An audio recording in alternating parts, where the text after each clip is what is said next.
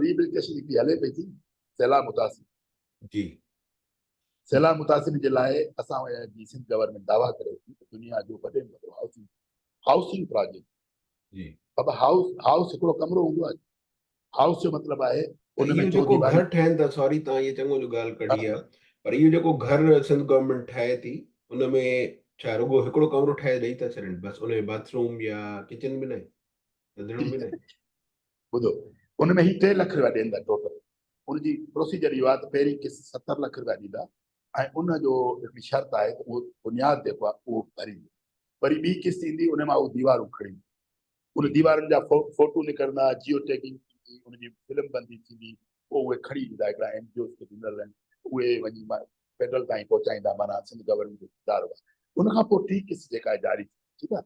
3 लख रुपए में हिकिड़ो कमरो जेको आहे इहो ठाहिणो आहे जंहिंखे हाउसिंग स्कीम करार थो। टोटल भई घर 3 लख रुपए आहिनि? टोटल 3 लख रुपया। हाणे इन में तव्हां छा ठाहियो? माना कहिड़े बि ज़िले में हुजो, किथे बि हुजो, पैसा साॻिया हूंदा?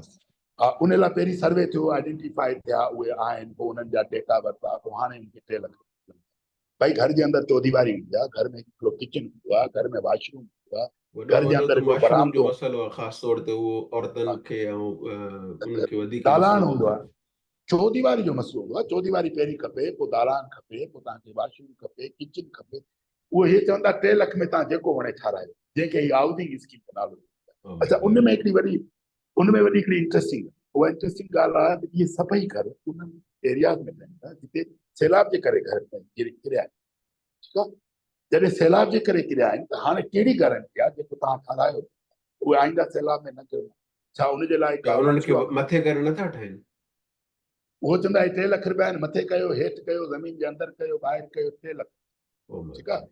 हाणे उनजे अंदरि माना थींदो ई आहे, इन्हनि एरियाज़ जो प्रोटोकॉल जेको आहे उहो इहो आहे रेस प्लेटफॉर्म ठाहिबो आहे 5 खां 6 फीट जो, हिकिड़ियूं पकियूं दीवारूं ठाहे उनजे अंदरि मिटी भरे उनजे मथां जेको आहे उहो रूम ठाहिबो आहे, तॾहिं सैलाब अचण जी सूरत में उहो जेको मथियूं स्ट्रक्चर आहे फ्लड रेजिस्टेंट हुजे, अगरि सुभाणे वरी अहिड़ी क़िस्म जी ॿोॾ अचे त एटलीस्ट इन घर जेके नवां ठहिया आहिनि उहे बचाव थी वञे।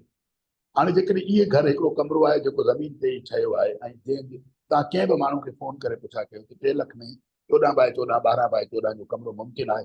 कि जिन माण्हुनि खे घर ॾिना अथनि उन्हनि पंहिंजी हड़ा 1 लख खां वठी 2.5 लख रुपया पाण लॻाया, माना उनमें मिस्त्री जा पैसा हूंदा, उनमें सिरनि जा पैसा हूंदा, उनमें दरी लॻंदी, दर लॻंदो, छत जो सामान लॻंदो, टीयर ईंदो, गाडर ईंदो, छत जे मथां प्लस्तर थींदो, सीमेंट ईंदो, उनजे अंदरि मज़दूरी हूंदी। इहो घर हिकिड़े ॾींहं में न ठहंदो, 5 ॾींहं 6 ॾींहं घटि में घटि लॻंदा, उनमें 4 मज़दूर हूंदा, 2 राज़ा हूंदा, माना पूरो प्रोसीजर हूंदो। हाणे उहो कीअं थो पॉसिबल थी सघे 3 लख रुपए में उहो हिकिड़ो घर?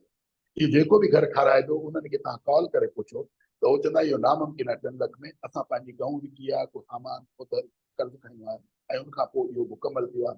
छाकाणि जॾहिं असां दीवारूं ठाहियूं उनखां पोइ जे मुकमल नथा करियूं त असां जेके पैसा माना असांखे पैसा न मिलंदा ऐं पोइ इहे जेके 3 लख ॾिना इहे बि न मिलंदा, मजबूरी जी सूरत में लॻा ऐं उहे फ्लड रेजिस्टेंट न आहिनि।